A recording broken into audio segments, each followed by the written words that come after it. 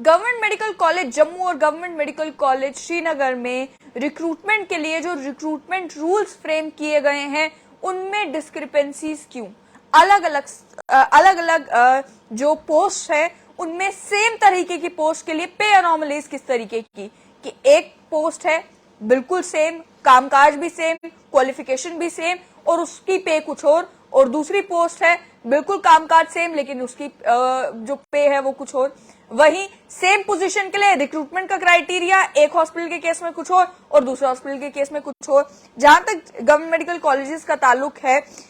एक ये जो 2 जून 2023 को रिक्रूटमेंट रूल्स नोटिफाई किए गए उसमें मिनिमम क्वालिफिकेशन का और मेथड ऑफ रिक्रूटमेंट और उसके पेस के लिए सारी चीजें जो है वो डिफाइन कर दी गई। लेकिन ये जो 2 ऑर्डर्स मेरे पास हैं, एक गवर्नमेंट मेडिकल कॉलेज श्रीनगर का और एक गवर्नमेंट मेडिकल कॉलेज जम्मू का, इसमें ये देखने को मिल रहा है कि अलग अलग वेरिएशंस जो हैं वो डिफरेंट पोस्ट में आई हैं। इसमें जहां तक वर्डिंग का ताल्लुक है, पहले और दूसरे पेज की वर्डिंग बिल्कुल एक जैसी कि जब रिक्रूटमेंट करनी होती है तो रिक्रूटमेंट के मामले में कई बार ऐसा होता है कि क्योंकि कुछ पोस्ट 2006 के बाद नहीं आई हैं या उसके अलावा कई सारे ऐसे कोर्सेज हैं जो ऑब्सोलीट हो चुके हैं। कई जगहों पर किसी एक पोस्ट पे रिक्रूटमेंट करने के लिए कहा जाता है कि आपका डिप्लोमा इसमें होना चाहिए, लेकिन वो डिप्लोमा का कोर्स ही डिसकंटिन्यू हो चुका है। इन सारी परेशानियों को हल करने के लिए और ये जो back and forth recruitment agency और health and medical education department के बीच में चलता रहता था कि पहले एडवर्टीजमेंट आती थी, फिर जब उसके एलिजिबिलिटी क्राइटेरिया आता था तो उस पर हंगामा होता था, फिर health and medical education department से क्लैरिफिकेशंस मांगी जाती थी। उस सब पर रोक लगाने के लिए और इस पूरे प्रोसेस को, रिक्रूटमेंट के प्रोसेस को स्ट्रीमलाइन कर देने के लिए जीएमसी जम्मू और जीएमसी श्रीनगर ने एक ही टाइम पर एक जैसा ऑर्डर जो है वो आया है जिसमें रिक्रूटमेंट रूल्स फ्रेम किए गए हैं। लेकिन जब आप इन रूल्स को खंगालने की कोशिश करते हैं तो उसमें हैरानी इस बात पर होती है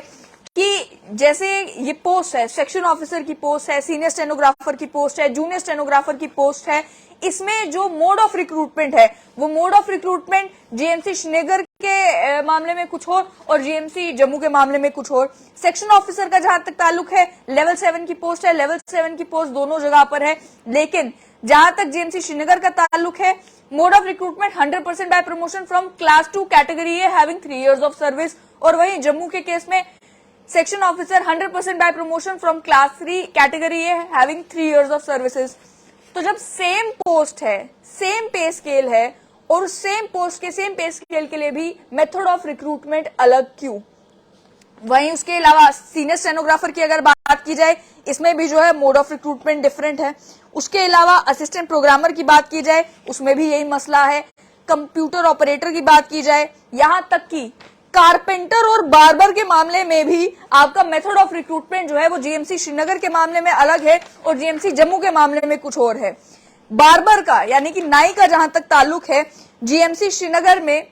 ये मेंशन्ड है कि 100% by promotion from class 9 category A having 3 years of service, ये बार्बर की मेथड ऑफ रिक्रूटमेंट का मेंशन किया गया है। वहीं दूसरी ओर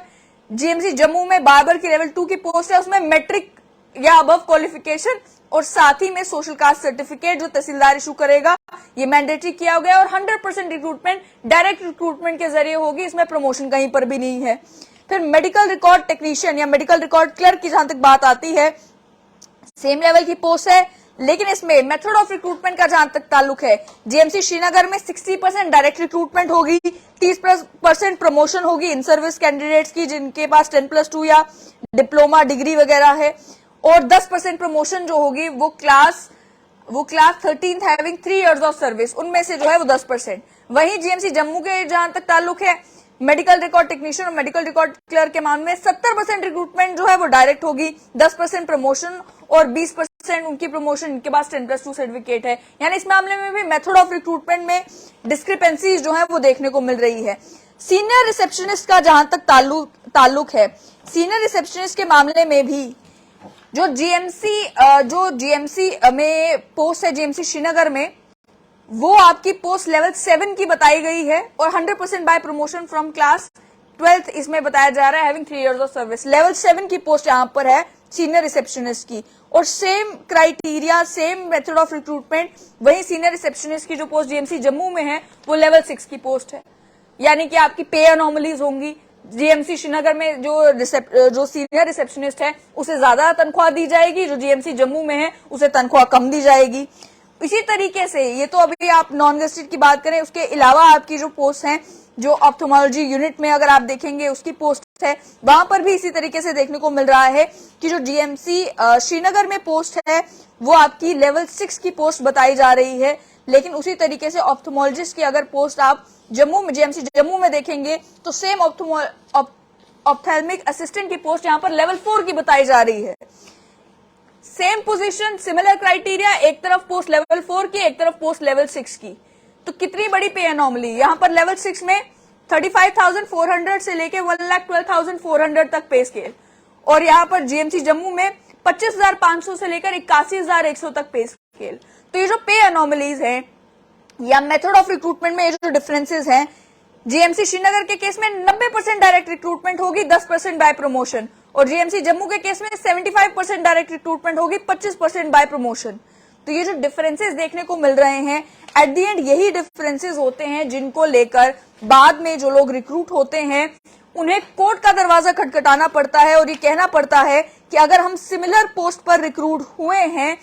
और हमारा कामकाज भी सिमिलर है, हमारी क्वालिफिकेशन भी सिमिलर है, तो हमारा पे स्केल कम क्यों। या फिर जब रिक्रूटमेंट की बारी आती है तो जो एस्पिरेंट्स हैं उन्हें कोर्ट का दरवाजा खटखटाना पड़ता है ये कहते हुए कि जो सिमिलर पोस्ट कश्मीर में अगर एडवर्टाइज हुई उसका क्राइटेरिया कुछ और, उसके रिक्रूटमेंट रूल्स कुछ और, सेम पोस्ट अगर जीएमसी जम्मू में एडवर्टाइज, जीएमसी जम्मू के लिए एडवर्टाइज होती है, उसका रिक्रूटमेंट का क्राइटेरिया कुछ और, उसके एलिजिबिलिटी क्राइटेरिया कुछ और, ये किस तरीके से मुमकिन है। और जो आप ही के मुलाजिम हैं या आप ही के एस्पिरेंट्स हैं जो आपके डिपार्टमेंट में काम करना चाहते हैं, वही इस बात पर सवाल खड़े कर रहे हैं कि अभी जब से रिक्रूटमेंट रूल्स फ्रेम किए गए हैं, अगर इनिशियल स्टेजेस पर इसको लेकर कोई कार्रवाई नहीं की जाती, बैलेंस इक्विपैरिटी नहीं लाई जाती, तो बाद में यही मसले हैं जो कोर्टों में घसीटे जाएंगे, यही मसले हैं जिनको लेकर कैट में जो है वो पिटिशंस जाएंगी, और उसके बाद आपके रिक्रूटमेंट का प्रोसेस एक लंबे समय तक उस वजह से भी रुक सकता है कि आपने जिस समय रिक्रूटमेंट रूल्स फ्रेम किए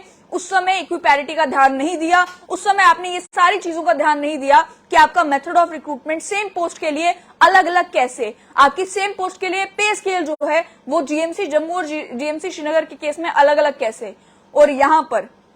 जब ये कहा जाता है कि इस समय लेफ्टिनेंट गवर्नर की सरकार है जो ट्रांसपेरेंसी में बिलीव करती है, तो ये किस तरीके की ट्रांसपेरेंसी है जहां पर अलग अलग रिक्रूटमेंट रूल्स फ्रेम किए जा रहे हैं। इसकी कोई ना कोई अकाउंटेबिलिटी तो होनी चाहिए, मालूम किया जाना चाहिए कि क्यों इस तरीके की डिस्क्रिपेंसीज देखने को मिल रही है, और एक सख्त डिसीजन आना चाहिए जिसकी वजह से जब रिक्रूटमेंट शुरू हो उस समय ये सारी परेशानियां ना बने। और जिस तरीके से जो चीज अवॉइड करने के लिए रिक्रूटमेंट रूल्स फ्रेम किए गए हैं कि जब रिक्रूटमेंट एजेंसी रिक्रूटमेंट शुरू करती है उसके बाद आप health and medical education department से जो है क्लैरिफिकेशंस मांगना शुरू करते हैं, उसी चीज को अवॉइड करने के लिए रिक्रूटमेंट रूल्स बनाए गए थे। लेकिन जब मामला यहां तक आता है कि अलग अलग डिस्क्रिपेंसीज इसमें भी है, तो फिर वही परेशानी बनेगी कि जब रिक्रूटमेंट शुरू होगी तो इसी तरीके से clarification health and medical education department से मांगी जाएगी। एस्पिरेंट्स मांगेंगे, जो लोग प्रमोशन का इंतजार कर रहे हैं वो लोग मांगेंगे कि हमारे स्केल पे जो लोग हमारे कश्मीर में काउंटर पार्ट थे वो तो प्रमोट हो गए, हमारी प्रमोशंस में बाधा क्या बन रही है।